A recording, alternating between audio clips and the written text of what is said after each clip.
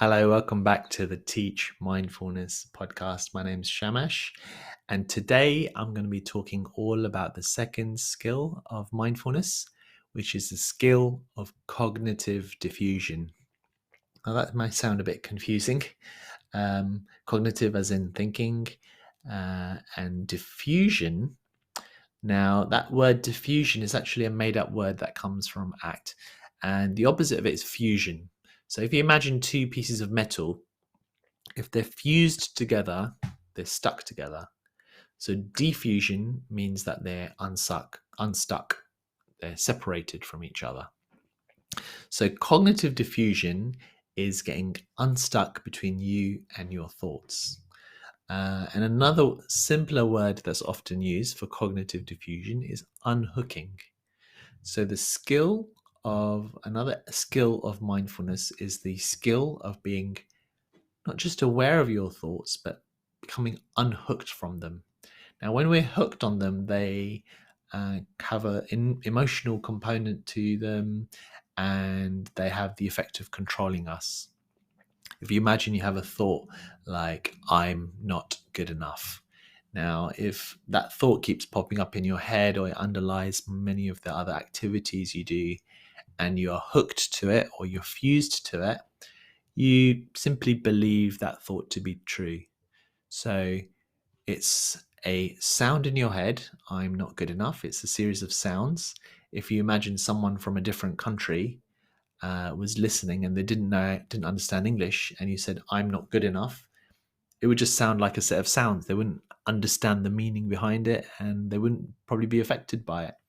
But we put meaning onto these sounds, and so this sound or this meaning has an effect on us if we are hooked to it. But when we practice or cultivate the skill of unhooking, we develop the ability to be able to be so emotionally controlled by these thoughts. And it can be used for any unhelpful thought. So, some negative thoughts are actually not bad for us at all. Like, for example, if you've been drinking alcohol and you think, oh no, I should not drive my car right now because it's illegal and dangerous, that's actually a good thing to have, right? So, negative thoughts are not necessarily bad. Sometimes they're helpful. So, rather than thinking about negative and positive, think about whether something's helpful or unhelpful in terms of thoughts.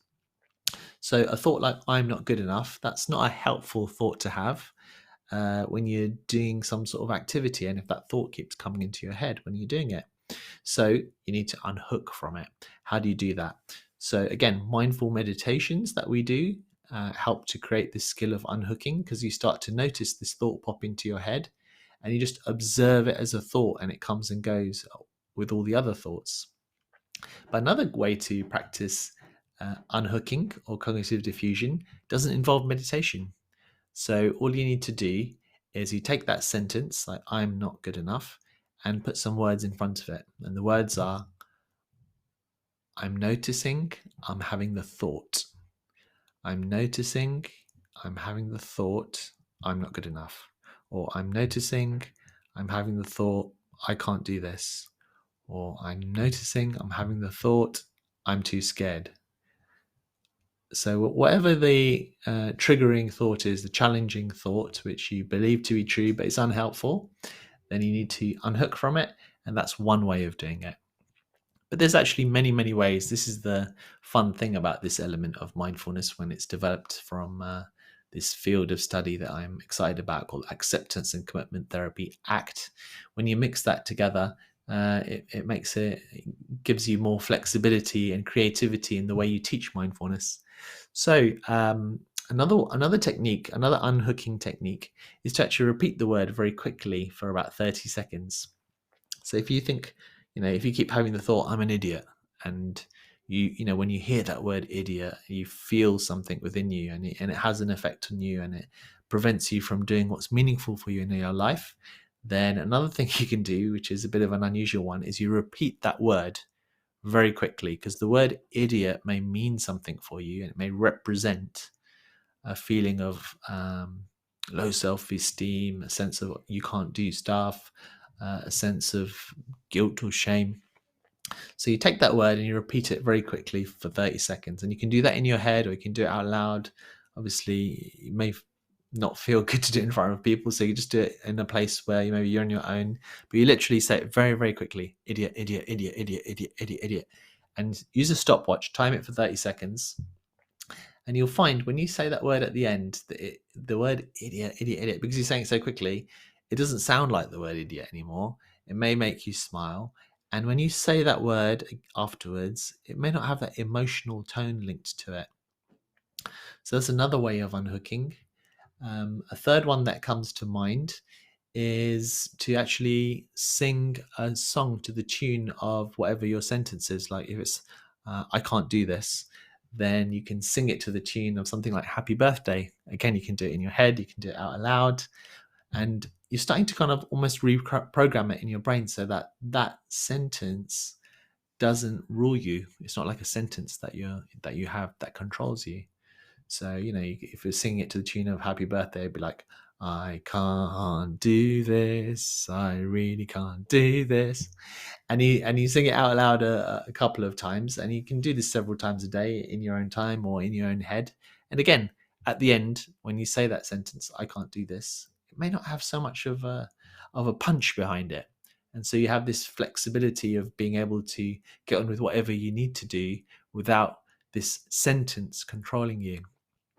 Now, these sentences are quite old and ancient, and if you think about it, these limiting sentences we have in our head may have been in your head for not just a year or a few years. If you think back, it might have been there for you in some form for decades. So don't expect it to suddenly disappear just in the matter of a minute or two. It may have to practice this several times a day, maybe for a few days or a week. But I've found personally, sometimes even just once, if you find the right approach to unhooking, it can have a powerful effect quite quickly. So these are some little examples of cognitive diffusion or unhooking skills, and these are the skill. This is a key element of mindfulness, being able to step back from your thoughts. Another visual classic exercise done, which you may have done in your mindful classes or you'd like to try, is called the thoughts as clouds exercise. And so you imagine clouds flowing through the sky, and you imagine placing your thought, whether it's a word or it's an image, you just imagine placing it on the cloud and watching the cloud float by. And there's many other metaphors like that, like leaves floating on a stream. Or another one that I've heard is imagining a procession, and in that procession there's people holding up those placards on the procession, and the placards are blank, and as you imagine them walking past you, you imagine putting your thoughts on those placards and then just keep going by one after the other. I quite like that one, actually, slightly different one.